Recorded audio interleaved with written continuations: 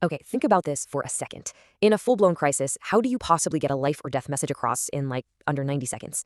Well, today, we're going to deconstruct a really powerful public health announcement from Yemen that does exactly that. So let's dive in and see how a simple message can literally become a lifeline.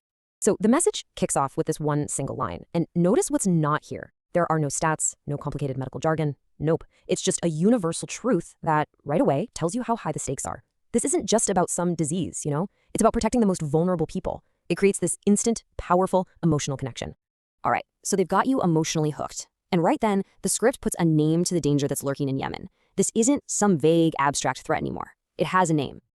And wow, the language they use here is just so direct. They use words like fast spreading and in hours. And that just conveys this terrifying sense of urgency, right? There's absolutely no room for misunderstanding. This is a fast, deadly threat, and you get the feeling that every single second counts. Okay, so how does a threat like this actually take hold?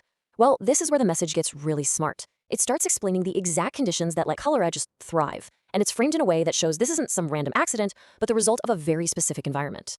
And by listing these 3 specific factors, the script does something that is just brilliant. See, it completely avoids blaming individuals. Instead, it points to these bigger, systemic, community-wide problems. It's a subtle choice, for sure, but it's absolutely crucial. It creates this feeling of shared responsibility, instead of making anyone feel like it's their personal fault. And right here, you can feel the tension start to build. The danger isn't just there. No, it's getting closer. It's actively approaching. And that feeling, of a threat closing in, that's a classic storytelling trick. It makes you desperate for a solution, even before they've offered one. And just when that tension is at its absolute peak, bam, the pivot. This is the exact moment the whole message turns on. It shifts completely, moving from this feeling of imminent danger to the first glimpse of hope and survival. I love this part. This is so smart. It's like direct counter-programming for fear. For every scary thing they've mentioned, they give you a reason for hope.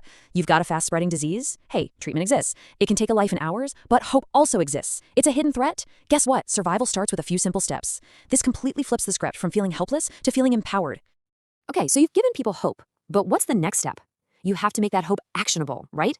And that's exactly where the PSA goes next. It shifts into its main purpose, giving people super clear, super simple, life-saving instructions that literally anyone can follow. And the clarity here is just, wow. It's 2 steps, not 10, not 5, just 2. And why is that so important? Well, think about it. When you're in a high-stress crisis, your brain's ability to handle complicated info, psychologists call it cognitive load, it just tanks. So keeping it simple isn't just helpful, it's everything. These 2 actions are easy to remember, they're practical, and they hit the problem head-on.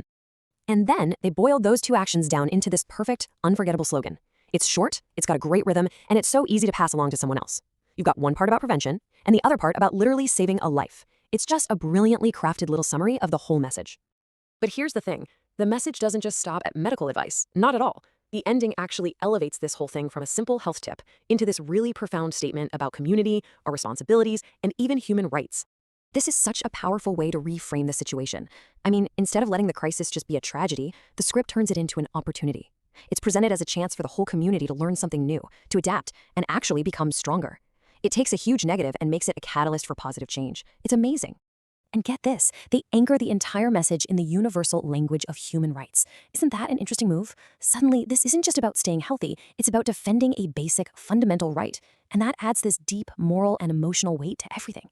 It makes the call to action feel less like a friendly suggestion and more like an absolute duty. This progression they lay out is just so effective. The PSA connects the dots, all the way from the health of one single child to the future of an entire nation. It creates this powerful feeling of a shared purpose. It shows that these small individual things you do, they can have massive nation-building consequences. And this is the final call to action. It's so inclusive and so direct. We are all responsible. It just hammers home the idea that protecting children isn't just a job for parents or doctors. Nope, it's a collective duty for every single person in the community. So after breaking all that down, what's the big takeaway? This PSA is so much more than just a script, right? It's a carefully engineered tool for survival. And it just goes to show